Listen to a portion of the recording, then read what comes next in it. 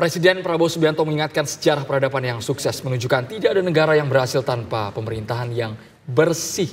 Prabowo pun bertekad mewujudkannya di dalam pemerintahan yang baru. Ada dua opsi yang diberikan kepada jajaran kabinet, yakni ikut bersih-bersih atau minggir. Ya, keinginan menciptakan pemerintahan yang bersih telah berulang kali bahkan disampaikan oleh Prabowo sejak pidato pertamanya menjadi presiden. Akankah Prabowo Subianto bisa mewujudkan pemerintahan yang bersih? Untuk membahasnya telah bergabung pakar hukum tata negara UGM yang juga pegiat anti korupsi Zainal Arifin Mohtar, dan juga di studio kami ada ekonom UI Fitra Faisal Hastiadi. Selamat petang Mas Fitra. Selamat sore, Mas Uceng. Selamat petang, Assalamualaikum. Waalaikumsalam warahmatullahi wabarakatuh. Saya langsung mau ke Mas Fitra ke Mas Uceng terlebih dahulu. Mas Uceng, kalau dilihat ini pidato seorang Presiden Prabowo, mungkin tidak kemudian hal ini dilakukan di era kepemimpinan Prabowo Gibran. Seperti apa nanti langkah-langkah yang harus dicapai Prabowo? Gini ya, saya kira Mbak Maria, saya kira kalau kita bicara soal janji presiden, kita kayak dejavu sebenarnya ya. Janji yang sama itu dilontarkan oleh Jokowi di 2014 sesaat setelah dilantik. 2019 bahkan Jokowi berpidato bahwa dia tidak punya beban masa lalu, dia udah lepas dari beban apapun, kali kedua dia akan melakukan geberan luar biasa, tapi ternyata apa yang dijanjikan itu kan tidak ada juga gitu. Nah, itu sebabnya kenapa untuk janji yang disampaikan oleh Pak Prabowo kita terima sebagai sebuah janji, tapi kemudian harus dilihat dengan detail banyak hal di dalamnya. Yang pertama harus dilihat adalah prasyarat yang memungkinkan untuk Prabowo melakukan itu. Sekedar dicatat ya, kalau kita amati kasus korupsi kita mulai zaman reformasi sampai sekarang, memang ada banyak kasus korupsi yang berkaitan dengan pengadaan barang dan jasa dan lain-lain sebagainya. Tapi kalau kita mau lihat korupsi yang paling besar, yang paling kasar sebenarnya itu adalah korupsi yang lahir karena konflik kepentingan. Konflik kepentingan itu maksudnya dia sekaligus pengusaha, dia sekaligus sebagai penguasa. Dia membuat kebijakan, korupsi kebijakan yang menguntungkan bagi dunia usahanya. Nah, pertanyaan ini yang membuat saya sedikit khawatir kalau kita melihat di kabinet Pak Prabowo. Karena di kabinet Pak Prabowo itu alih-alih kita bisa mengatakan bahwa bersih dari konflik kepentingan. Kita bisa lihat bahwa beberapa pejabat di antaranya orang yang memegang atau kemudian yang mengalami konflik kepentingan paling tidak 10 tahun terakhir dan sangat mungkin kemudian untuk berlanjut ke depan. Bang Uceng. Makanya saya mengatakan tidak cukup sebenarnya dengan kata-kata, tapi juga harus melihat prasyarat yang memungkinkan untuk melakukan upaya itu. Itu yang pertama. Yang kedua, kalau kita balik lagi ke track record pemberantasan korupsi, bersih-bersih korupsi, itu ketika 3 kelembagaan itu berjalan efektif. KPK, kemudian kepolisian, dan kejaksaan. Mohon maaf ya bagi saya, ketika kepolisian masih mengalami proses politisasi atau kemudian melanjutkan cara yang dibangun oleh Pak Jokowi sekian lama, itu dilanjutkan begitu saja, begitu juga kejaksaan, sedangkan KPK-nya sedang mandul, itu yang membuat sulit untuk mempercayai bahwa secara perspektif institusional ada kemungkinan akan bangkit nih pemberantasan korupsi. Bang Uceng. Itu yang membuat saya ingin mengatakan bahwa prasyarat kedua ini agak berat. Masih ada lagi nih, tapi monggo silakan. Oke, sebelum ke prasyarat berikutnya Bang Uceng, kita tarik dalam, ini belum genap 1 bulan, tapi sudah ada puluhan kasus yang diklaim terbongkar di era kepemimpinan Prabowo Subianto. Nilainya juga fantastis Bang Uceng. Apakah ini salah satu bentuk konkret terobosan memberantas tikus-tikus yang nakal di pemerintahan? Saya kira tidak ada kasus yang diteliti dengan secepat itu. Kasus ini berasal dari laporan masyarakat sebelumnya, berasal dari proses yang sudah lama, berasal dari prosesnya itu sudah lama sebenarnya, baru kemudian berujung di sini. Bahwa dilakukan pengungkapan sekarang, ya itu bagus-bagus saja gitu. Tapi apakah itu menunjukkan pasti itikat baik atau kemudian terobosan yang dilakukan? Sebenarnya sulit juga untuk percaya itu. Kenapa? Karena kepolisian maupun kejaksaan sebenarnya nyaris tidak mengalami perubahan apa-apa. Artinya 10 tahun yang lalu itu tiarap sebenarnya kalau dianggap tiba-tiba ada jentikan jari, ada seorang presiden tiba-tiba datang untuk melakukan perubahan luar biasa. Nah, saya tentu saja menyambut baik ada kasus-kasus yang besar. Tapi kalau kita lihat detail pelaksanaan kasus-kasus kita, kalau kita buka bagaimana kejaksaan, kepolisian maupun KPK mengerjakan perkara korupsi, itu biasanya polanya sama. Rajin diungkap, tapi nyaris tidak bisa diselesaikan. Jadi terungkap iya ada kasus korupsi, tapi diselesaikannya tidak. Diselesaikan itu dalam artian begini sebenarnya. Kalau diselesaikan itu adalah ketika dia diungkap, dicari semua yang terlibat, ditarik sampai sekuat-kuatnya, ya. Bahkan di ujungnya keluar resep perbaikan supaya kejadian serupa tidak terjadi lagi. Itu namanya pemberantasan korupsi yang baik. Jadi 3 level. Bukan sekedar diungkap, tapi kemudian dipetakan secara detail, dikejar semua pelakunya, bahkan kemudian terakhirnya dikeluarkan resep cespleng untuk kejadian serupa tidak terjadi lagi. Kalau kita lihat pemberantasan korupsi belakangan, tidak ada model serupa, maka saya kira terlalu prematur kalau sekarang langsung dikatakan bahwa ini keberhasilan bersih-bersih. Paling tidak menurut saya, itikat ini masih harus dilanjutkan. Kalau memang iya, lalu kemudian ada pembuktian yang lebih kuat, khususnya saya kira menghilangkan yang namanya konflik kepentingan di internal pemerintahan, lalu kemudian menghilangkan kalau kita lihat sendiri di kabinet Pak Prabowo sendiri ada beberapa orang yang kita tenggarai bermasalah dan lain-lain sebagainya, itu dibersihkan. Ya, plus pada saat yang sama yang baik lah ya Mas Uceng ya kalau kita percepatan. lihat ya. Itikat awal yang baik akan kemudian bersih-bersih. Tapi bagaimana kemudian Bang Fitra kemudian melihat hal ini Bang? Mungkinkah kemudian hal ini dilakukan? Kalau dari kacamata Anda sebenarnya seberapa besar sih memang dana pemerintah yang bocor hingga kemudian Presiden Prabowo sebegitu marahnya? Iya, Pak Prabowo ini sebenarnya menjalankan nasihat orang tuanya, Prof. Sumitro. Prof. Sumitro di tahun 60-70-an sudah menyatakan bahwa ada economic inefficiency, ketidakefisienan ekonomi, perekonomian antara 30-40%. Itu yang kemudian bagi banyak pihak yang kemudian melihatnya sebagai kebocoran. Dan itu kalau kita lihat secara konsisten dari tahun 2014, 2019 sampai kemarin 2024, Pak Prabowo dalam kampanye selalu bicara mengenai kebocoran 30-40%. Nah, economic inefficiency inilah yang kemudian harus diberantas. Ketika itu inefisien, berarti ini menjadi semacam tampilan muka untuk para koruptor untuk kemudian mengambil illicit atau uang-uang yang memang pada akhirnya ya tidak efisien, ya tidak ada yang tahu ini punyanya siapa gitu.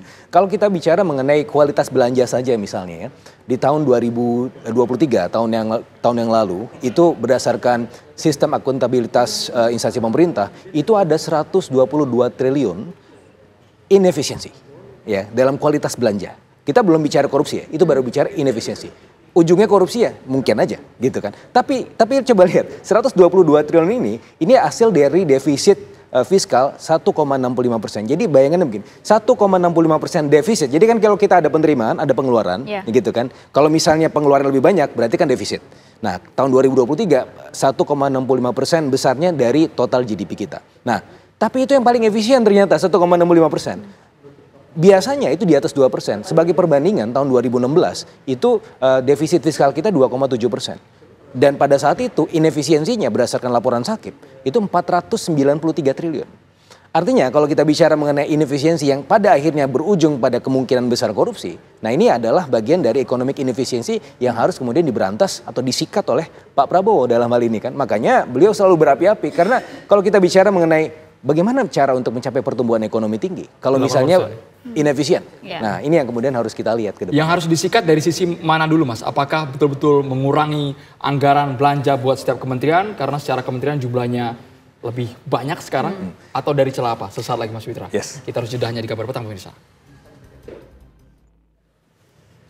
Kita lanjut ke Mas Fitra, kalau memang ini efisiensi yang berujung pada celah korupsi, nutupnya dari mana dulu Mas ini Mas? Ya, mulai dari perencanaan. Kalau kita bicara mengenai Undang-Undang 17 tahun 2003 tentang keuangan negara dan juga Undang-Undang 1 2004 tentang perbendaharaan negara, kita bicara mengenai money follow function. Uangnya kemana, itu programnya apa, ada outcome-nya. Jadi misalnya nih KKP ini mau 20 triliun ya, dari sebelumnya berapa ratus miliar jadi 20 triliun. Itu harus jelas itu.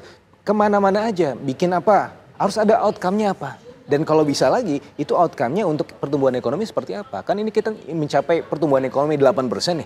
Berarti kan spending behavior-nya juga harus bagus gitu. Perilaku belanjanya juga harus efisien. Nah ini yang kemudian harus kita kedepankan. Itu adalah celah-celah untuk kemudian menutup korupsi. Karena inefisiensi artinya ada tikus-tikus yang kemudian berkeliaran di situ. Makanya perlu disikat sama Pak Prabowo gitu kan. Melihat jumlah kementerian yang juga cukup banyak, apakah kemudian ini memungkinkan untuk mengurangi inefisiensi ekonomi tadi? Sebenarnya kalau dalam konsep terlalu banyak berarti kan terlalu sulit untuk koordinasinya ya. Tapi saya melihatnya seperti ini. Dulu saya ketika di Kementerian Perdagangan saya mengurusi dari gerobak sampai perjanjian internasional. Nah artinya apa? Kalau misalnya ini dipecah-pecah kementeriannya sebenarnya bisa ada fokus spesialisasi. Tetapi tidak serta-merta anggarannya harus kemudian dibuat lebih bengkak misalnya Kementerian HAM. Ini kan dipecah. Ya, dengan anggaran yang terbatas harusnya kemudian bisa kemudian lebih terleverage karena lebih fokus, kemudian lebih lebih gesit. Seharusnya begitu ya. Meskipun kalau kita lihat dari secara umum lebih banyak. Nah ini saya rasa is a matter of leadership. Bagaimana kepemimpinan Pak Prabowo untuk bisa mengkoordinir semua. Makanya kan semuanya disetrap di Akademi Militer kemarin. Oke, Mas Uceng, kalau menurut Anda bagaimana? Ini nyapunya harus dari mana, Mas Uceng? Saya kira nyapunya harusnya awalnya mindset ya. Mindset bahwa jangan hukum dilanggar. Lalu kemudian jangan semua mengikuti keinginan, lalu kemudian pakem-pakem hukumnya dihilangkan. Sekedar bicara soal Kementerian Negara tadi yang dikatakan oleh Mas Faisal, batasnya 34 lalu diobrak-abrik. Undang-undangnya dibuang, tidak melalui sebuah proses partisipasi yang memadai. Dan itu yang membuat inefisiensi kan menjadi tinggi. Silahkan baca misalnya risetnya Selios. Teman-teman Selios itu menjelaskan bahwa pembengkakan akibat memekarkan itu dari 34 menjadi 53 ditambah 56 wakil menteri itu sampai 109, belum lagi badan-badan, itu membengkakkan sekitar sekurang-kurangnya 1,9 triliun sekurang-kurangnya menurut risetnya Selios. Artinya apa? Saya kira harusnya mulai dari mindset. Ya, mindset yang pas, yang benar. Satu. Yang kedua, yang saya bilang tadi, menata prasyarat. Karena nyaris tidak mungkin ada kebijakan yang bisa memadai kalau konflik kepentingannya tidak bersih. Teman-teman, Mas Faisal, coba lihat. Kalau kita lihat indeks persepsi korupsi Indonesia, itu terdiri dari 13 parameter, 9 survei besar. Survei-survei besar itu yang paling turun di kita itu mulai dari variasi Democracy Variety Index, lalu kemudian Political Economical Risk Consultancy, ada beberapa indeks itu yang menunjukkan bahwa Indonesia tidak kunjung menyelesaikan persoalan soal konflik kepentingan. Jadi kalau konflik kepentingan ini tidak dikelola, tidak diperbaiki, sebenarnya menurut saya sedang menggantang asap. Karena akan ada proses kebijakan yang lahir bukan dari betul-betul dibayangkan tujuannya itu, tapi kemudian lahir hanya sekedar untuk membenarkan relasi-relasi ekonomi di belakangnya yang bisa jadi itu keuntungan oligarki. Yang ketiga saya ingin mengatakan begini, kalau kita bicara soal pemberantasan korupsi, tentu leadership itu adalah salah satu. Ya, tentu pasti kita baca siapa Jeremy Pope, baca Susan Rosa Kerman, semua bicara soal pentingnya orkestrasi. Nah, cuma lagi-lagi usia kepemerintahan Pak Prabowo ini kan baru beberapa bulan. Ya, dan orkestrasi yang bisa dibayangkan itu adalah ketika sudah beberapa tahun, ketika dia sudah merasakan. Karena saya kira ini mirip betul dengan apa yang disampaikan oleh Pak Jokowi. Pak Jokowi ketika dilantik 2014 menjanjikan hal yang sama, 2015 melakukan relatif sama, bahkan pergi kemana-mana pakai pesawat komersil, memerintahkan menghilangkan sanksis, memerintahkan kalau Anda lacak kembali ya, memerintahkan untuk mengurangi rapat-rapat, melakukan efisiensi anggaran, tapi kan tidak tercapai juga, nggak terjadi juga, kebocoran tetap tinggi. Itu yang saya bilang tadi bahwa kalau kita bicara soal janji, maka yang paling penting adalah menguji janji itu di dataran praktiknya. Yang praktiknya itu, ini yang membuat saya mengatakan begini, sulit mengharapkan perubahan ketika infrastruktur, suprastrukturnya itu masih relatif sama. Jadi yang melandasi sistem ekonominya masih sama, yang dikejar investasi masih sama, yang dikejar pelakunya hampir relatif sama semua, karena bedol desa tuh dari Pak Jokowi pindah ke hampir semuanya relatif sama, pindah ke Pak Prabowo. Lembaga pemberantas korupsi yang masih relatif sama, ya kan, kejaksaan kepolisian orangnya sama, KPK-nya masih sama. Maka menurut saya kalau kita bicara semua prasyarat, semua faktor pendukungnya masih sama, lalu kemudian diuji dengan satu kalimat, menurut saya ini persis ketika kita mengharapkan perbaikan di zaman Pak Jokowi awal 2014 dan 2015, dan itu terjadi juga di 2019. Maka maksud saya begini, saatnya untuk melakukan bersih-bersih yang tidak hanya sekedar kata-kata, tapi kemudian dilontarkan dengan membangun sistem baru, membangun mekanisme baru. Saya kira satu, perbaiki KPK pasti. Kejaksaan dan kepolisian dipurifikasi lah. Kita semua tahu mainan kejaksaan dan kepolisian selama ini 10 tahun, dan pucuknya kan tidak mengalami perubahan apa-apa. Perbaiki, harus dirombak betul-betulan. Yang ketiga, yang saya bilang tadi, sistem yang lebih tidak konflik kepentingan itu mulai dibangun. Kita negara yang sama sekali tidak membangun ajaran non konflik kepentingan. Coba Anda bisa bayangkan, mulai dari atas sampai bawah itu mengalami konflik kepentingan. Berbagai kebijakan yang diambil itu diambil dengan orang yang juga konflik kepentingan di dalamnya, dan tidak ada mekanisme apa-apa, seakan-akan mekanisme yang normal, ya. Yang keempat, ya kembali tegakkan aturan yang pas untuk itu.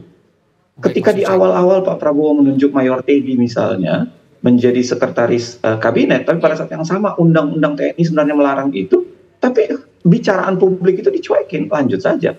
Undang-undang itu menjadi undang-undang, kalau tadi Mas Faisal bilang perbaiki undang-undang, kuatkan undang-undang itu ada kalau dia ditaati. Tapi kalau cuek tidak ditaati kan, ya apa parameter, apa gunanya kita bicara undang-undang? Maksud saya begini, Mali buka kembali 9 parameter besar yang dibicarakan sebagai penunjang dari indeks persepsi korupsi Indonesia. Karena Indonesia pernah mengalami kenaikan yang luar biasa, lalu kemudian mandek, bahkan mengalami penurunan luar biasa di 5 tahun terakhir Pak Jokowi. Maksud saya adalah angka-angka itu sebenarnya menunjukkan problem-problemnya Indonesia itu apa yang harus diperbaiki, yang mana yang harus diselesaikan. Sekedar mengatakan 3 di antaranya adalah aparat penegak hukum, lembaga penegak hukum tidak berjalan dengan efektif. Ya, kepolisian, kejaksaan, KPK-nya bermasalah. Yang kedua, konflik kepentingan itu tadi. Harusnya dengan data statistik yang dipegang oleh pemerintah itu akan jauh lebih memudahkan menyelesaikan masalah. Tinggal urusan mindset, Mas Fitra Faisal. Iya, mindset satu hal, tapi kalau mindset tidak dipandu oleh satu kepemimpinan yang khas, yang menurut saya ini penting untuk dilakukan, ini ya percuma aja, same old. Saya melihat bahwa ya memang kalau kita kalau menguji variabel, kalau semuanya environment-nya sama, artinya kita tidak bisa mengharapkan apa-apa. Apalagi kalau kita melihat birokrasinya mungkin secara hypothetical ini akan menjadi lebih tidak efisien. Tapi di sisi yang lainnya, kembali lagi ya, ini 6 bulan masa evaluasi, katanya Pak Hasim akan ada reshuffle 6 bulan lagi. Nah kita lihat aja, yang mana yang disikat nih. Kalau misalnya memang menteri-menterinya itu tidak berjalan efektif, ya sudah. Yang mana harus minggir bahasa Prabowo, Mas? Iya, minggir. Dan saya rasa ada besar kemungkinan juga ini di merging lagi, gitu kan. Kalau misalnya melihat dalam evaluasinya 6 bulan, ini kan ibaratnya Pak Prabowo ingin memberikan semacam fasilitasi lah untuk para pendukungnya di awal, ya. Setelah selesai 6 bulan, udah ya semua, udah jadi menteri, silakan nanti saya akan memberikan jatah untuk benar-benar profesional. Gitu. Mudah-mudahan ya selama 6 bulan ke depan. Tapi ya kita lihat lah, let's see. Ya, tapi setidaknya kalau kita lihat dari apa yang kemudian kita lihat di awal-awal ini, mudah-mudahan meskipun ini sebenarnya saya sepakat dengan Bang Uceng bahwa ini bukan kerjanya pemerintah ini kan dari tahun lalu. Tapi setidaknya ini bisa menjadi semacam ya heads up lah ya, ke depan. Termasuk juga kan di Komdiji yang saat ini sudah mulai bersih-bersih katanya kan dengan ada beberapa oknum yang ditangkap terkait. Ya mudah-mudahan semuanya aja ditangkapnya. Dan kemarin kasus Tom Lembong mudah-mudahan membuka peluang juga untuk yang lain-lain juga terseret. Gitu. Oke, berarti optimis kan Mas? Tidak sanksi kan? Saya lebih optimis sekarang. Karena saya kan orang market ya. Orang market dididik supaya lebih optimis. 8% Masuk akal, make sense. Nah, 8% sulit ya, tapi kalau misalnya kita Untuk bersih-bersih ya? Bersih-bersihnya saya rasa cukup oke, cukup optimis, tapi target pertumbuhan ekonomi ya itu kan langit ya, tapi biasanya kalau kita ingin mencapai langit, kalau jatuh kan masih berada di antara bintang-bintang. Oke, baik, terima kasih banyak Mas Fitra atas waktunya dan juga terima kasih Mas Uceng yang sudah bergabung bersama kami di Kabar Petang. Salam sehat Mas Uceng, Mas Fitra.